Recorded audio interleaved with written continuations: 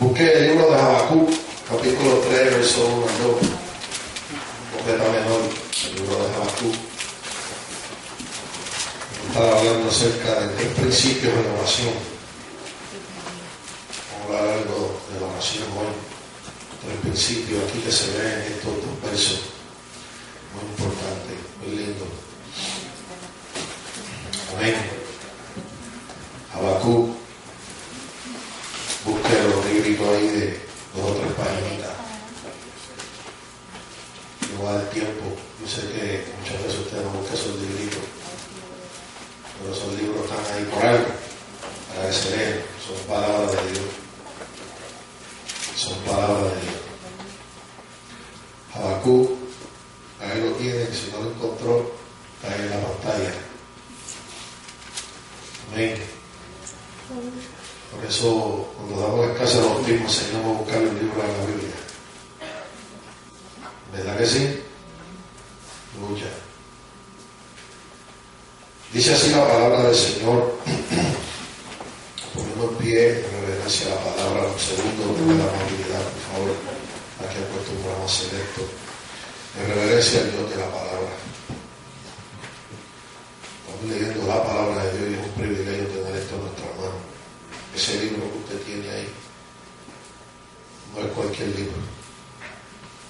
Dice así, oración del profeta Habacuc sobre Sihonot. Oh Jehová, he oído tu palabra y temí. Oh Jehová, aviva tu obra en medio de los tiempos, y en medio de los tiempos hazla conocer. En la ira acuérdate de la misericordia. En la ira acuérdate de la misericordia. Dios, te doy gracias por tu palabra, porque tú nos permites que llegara a nosotros y a través de ella nos habla, nos edifica, nos instruye, nos capacita. Te ruego, Dios, que en esta hora tu unción y tu mano me dirijan y me permitas predicarla como tú la pones en mi corazón, con pasión, Dios mío, con claridad, bajo la unción tuya. Yo creo firmemente que tu palabra no tornará atrás vacía, sale de mi boca con un propósito, pero cae en el corazón, y una vez esté en el corazón, Señor, ella va a germinar y va a dar fruto. Tú vas a cumplir tu obra en los corazones. Señor, digo, como dijo Pablo, estoy persuadido del que comenzó la buena obra en nosotros, la terminará hasta el día de Jesucristo. Y es a través de tu palabra y tu espíritu que tú has de terminar esa obra y continuar y perfeccionarnos a nosotros. Señor, yo te ruego que en este día tú salves al perdido, al impío, al que no tiene fe y esperanza. Señor, yo te ruego que tú te sigas glorificando en medio del corazón y del pueblo. Por Cristo Jesús, en mi vida está en tu mano. Amén. Puede sentarse. Habacuc fue un profeta, no porque figura dentro de lo que se conoce el canon de la Biblia, o sea, los libros que se encontraron y se certificaron, se probaron que son inspirados por Dios, figure como un profeta menor, que la palabra que Dios dio a través de este profeta fuera de inferior calidad o no fuera importante. Habacuc profetizó un momento de la nación de Israel muy neurálgico. Estaban sucediendo muchas cosas. Estaba la nación, de hecho, bajo disciplina divina, debido a la corrupción, debido a la apostasía, debido al sacerdocio. Se estaba corrompiendo y la nación estaba contaminada. Y Dios levantó a este hombre con una palabra profética muy importante. Pero nosotros no vamos a hablar hoy acerca de la profecía de Habacuc, sino que en su ministerio profético él hizo una oración, y esta oración, que se encuentra en todo el capítulo 3, es una oración que resalta entre las páginas de la Biblia, porque se hizo de una manera, con un corazón muy apasionado, aunque de la manera en que fue estructurada esa oración no tiene una secuencia, es inconsecuente. Por eso dice, oración del profeta Habacuc sobre Sigionot. Sigionot es una palabra hebrea que significa un escrito o un coro, un himno largo, extenso, apasionado, pero no tiene una secuencia. Es algo que se expresa de una manera tal y como sale, espontánea. Y esa oración me llama la atención por eso, por la espontaneidad con que ocurre. No fue una oración bien estructurada, o muy elaborada, o muy puesta en orden. Tal y como él la sintió, la expresó, lo oró. Y eso me gusta porque me da a entender que Dios es un Dios que la espontaneidad la ve con agrado, siempre y cuando sea dedicada a Él. ¿Sabe? Dios es un Dios de orden, pero Dios no es un Dios que destruye al hombre a través de los formalismos. De hecho, fue una de las cosas que Cristo censuró cuando vino en su ministerio terrenal. El formalismo religioso tenía a la gente esclavizada. Dios es un Dios que cree en la espontaneidad. Y esa espontaneidad, aunque es espontánea, tiene orden. Y Dios lo bendice y Dios lo escucha. Pero en esta oración de Habacuc, es bien extensa, no la vamos a tocar toda. Pero el Señor me dio en mi corazón predicar acerca de estos dos versos, porque en estos dos primeros versos hay 3 puntos bien importantes que son fundamentales en la oración, en cualquier oración. En la oración que sale de nuestro corazón, la oración espontánea que debe salir de nuestro corazón. Número 1, usted ve que él dice en el verso 2, oh Jehová, he oído tu palabra y temí. Cuando Habacuc habla de temí, él está hablando de humillación. La humillación es el primer principio importante que se debe considerar en cualquier oración. Fíjate que el temor de que él habla ahí es un temor que lo lleva a reconocer que lo que Dios dijo es cierto. Él dijo, he oído tu palabra y temí. Ese temor y esa humillación es el resultado de él haber escuchado la palabra de Dios. Cuando él oyó lo que Dios estaba hablando, cuando él oyó y entendió espiritualmente lo que Dios estaba diciéndole, de su corazón lo que salió fue una humillación. No debe haber una oración sin humillación. Una oración donde uno no reconozca que está orándole a un ser supremo, a un ser divino, a un ser todopoderoso, a un Dios que es personal y está bien íntimamente relacionado con nosotros. Él no deja de ser Dios, ni deja de ser quien es, ni pierde su esencia. Eso debe causar en nosotros humillación. Eso debe causar en nosotros un reconocimiento profundo, sincero, de quién es Él y quiénes somos nosotros. Y basado en esa humillación, uno debe continuar así su oración. Pero hay muchas veces que oramos sin realmente entender, ni reconocer, ni quiénes somos, ni a quién le estamos orando. Y oramos como si nosotros pudiéramos decirle a Dios qué Él tiene que hacer, y cómo Él lo va a hacer, y cuándo Él lo va a hacer, y con quién Él lo va a hacer. Y nosotros le queremos decirle a Dios cómo hacer las cosas. Y nuestra oración se convierte en una oración informática, que lo que vamos a dar información a Dios. Déjame decirle algo, hermano. Dios no necesita información de nosotros. La Biblia dice que antes de que la palabra esté en nuestra boca, ya Él lo sabe. La Biblia dice que antes que suba en nosotros el pensamiento, ya Él lo sabe. La Biblia dice que Dios ve la intención del corazón. Mire eso, la intención del corazón. ¿Sabe? ¿Y para qué orar si nosotros no le vamos a dar información a Dios? Bueno, porque en la oración se emplea el ejercicio de la humillación. Y déjame decirle, hermano, nadie es humilde si no ora con humillación. La humildad no es algo que se aprende, psicológicamente. La humildad no es algo que se aprende analíticamente. La humildad no es algo que se aprende viendo a otro.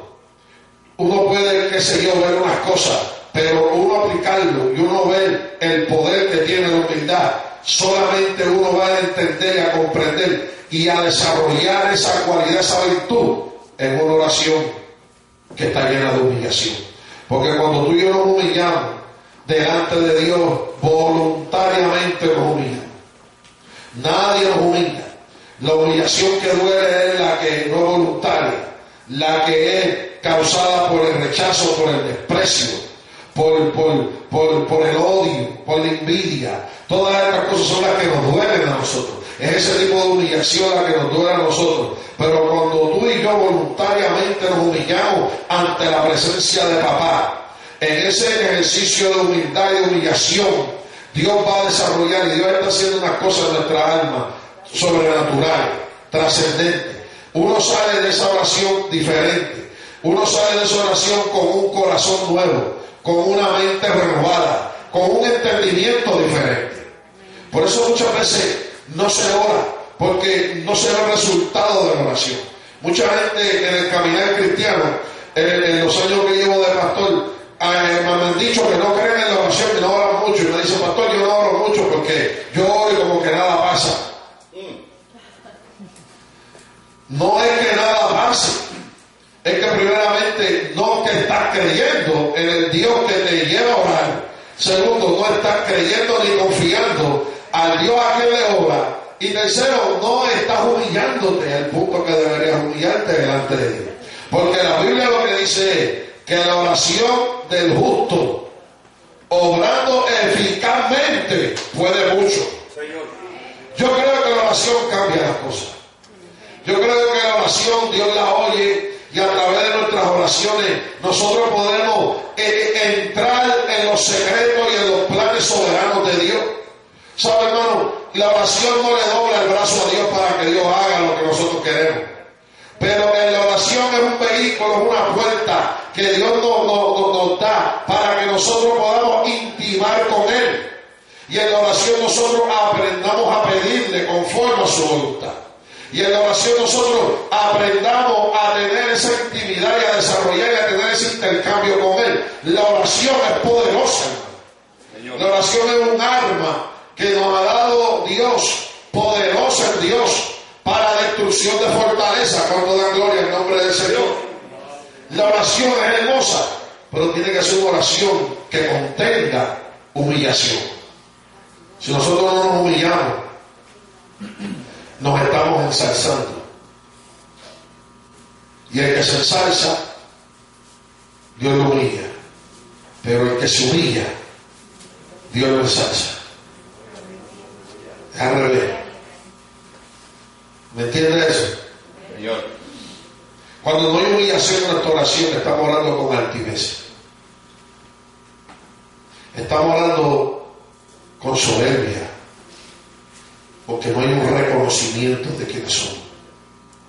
Mire eso, es tremendo. Por eso Habacuc dijo, oí tu palabra y temí, me humillé, mi corazón tembló, reconoció quién le hablaba. Reconoció quién le habla. Cuando tú y yo reconocemos quién nos habla, hermano, la vida cambia, créeme. ¿Sabe? Alguien puede orar por ti. Alguien puede orar por mí. Y eso es bueno. La Biblia dice, ponemos los unos por los otros. No le podemos quitar peso a eso. Pero cuando tú vas a la presencia de Dios y tú oras, creyendo y humillándote, es una experiencia que Dios te va a dar que va a cambiar tu vida. Porque tú vas a poder ver a través y a sentir y a experimentar a través de eso que Dios sí realmente oye y Dios sí realmente habla. Dios. Hay gente que cree que Dios no habla y es porque no oran con humillación. Dice la Biblia que la comunión íntima de Dios es con los que le buscan y con los que tiemblan ante su palabra. Señor. Tiene que haber temor, tiene que haber humillación. Y cuando hablamos de temor hacia Dios, No es un temor de miedo, de que me mata, de que Dios es malo, no. Es un temor reverente. Es un temor que dice, tú eres grande y yo soy pequeño. Tú eres papá, yo soy tu hijo o hija. Señor. Tiene que estar esa humillación, tiene que. Por eso en la oración no debe costar, no se deben parir lágrimas, la lágrima fluye, hermano. Cuando tú te acercas con ese corazón humilde, la lágrima viene ahí, el clamor viene ahí, el rendir el corazón viene ahí. Uno no puede orar con el corazón elevado, uno no puede estar de rodillas por el corazón de pie. Porque si la posición del cuerpo tiene algo que ver, por eso nos arrodillamos. Pero ¿de qué vale estar de rodillas el cuerpo y el corazón de pie? El corazón se tiene que arrodillar. La voluntad se tiene que arrodillar. Señor. ¿Sí o no? Amén. Eso es la humillación en la oración. Eso es el temer cuando uno oye la palabra de Dios. Usted debería llevarse este mensaje y poner esto en práctica.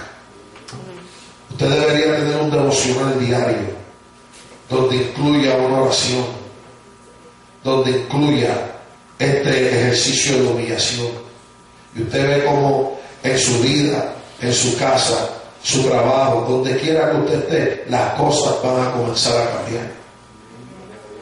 Porque Dios tiene compromiso con aquel que le busca, con aquel que ora, con aquel que se humilla y tiembla ante su palabra. Las cosas cambian. Quizás tú dirás, yo he orado y mi situación no ha cambiado. Es que quizás lo que tú llamas cambio es tu deseo. Y el deseo de uno necesariamente no es el cambio de Dios, no es lo que Dios quiere hacer. Lo que uno quiere que ocurra necesariamente no es lo que nos conviene. Entonces, utilizamos la oración para tratar de decirle a Dios qué hacer. Dios no es el títere nuestro. Dios no es un monigote. Dios no hace lo que nosotros le decimos. Nosotros hacemos lo que Él manda hacer. Señor. Pero con toda esta nueva hora que ha entrado, de sacar fuera del contexto bíblico, el poder caer en la boca, el declarar, el confesar, que son principios bíblicos, son doctrinas que en su contexto son sanas, pero esto se ha vuelto malsano, se han vuelto doctrinas que se han sacado fuera de contexto, se han sacado fuera de contexto para hacer un pretexto, y el pretexto es tratar de decirle a Dios qué Él tiene que hacer y ponernos a nosotros como los que mandamos a Dios porque oramos. Cuando se nos olvida que la oración es un privilegio, cuando se nos olvida que la oración es parte de nuestras responsabilidades como siervos y siervas de Dios. Señor. No es porque nosotros confesemos, declaremos o digamos, Dios está obligado a hacerlo, como si Él fuera nuestro esclavo, nuestro muchacho demandado. No es así. Tiene que haber humillación en la oración.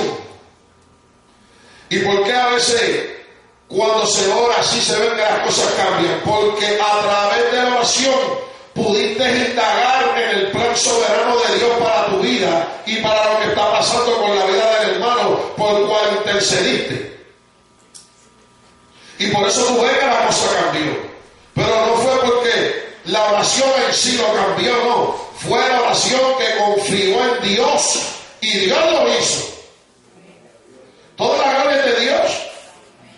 La gloria no es del que ora. La gloria es del que oyó la oración y ejecutó. ¿Cuánto da gloria en nombre de Jesús? Esto es importante hablarlo y enseñarlo, porque la oración es una de las cosas más descuidadas, porque es una de las cosas humanamente hablando más difícil de hacer. Es más fácil leer la Biblia que orar. Se nos hace más fácil venir a la iglesia que orar. Se nos hace más fácil cantar que orar. Se nos hace más fácil poner una alabanza y oírla en el carro o en el trabajo que orar. Y esas cosas son buenas. Gloria a Dios que hay alabanza Gloria a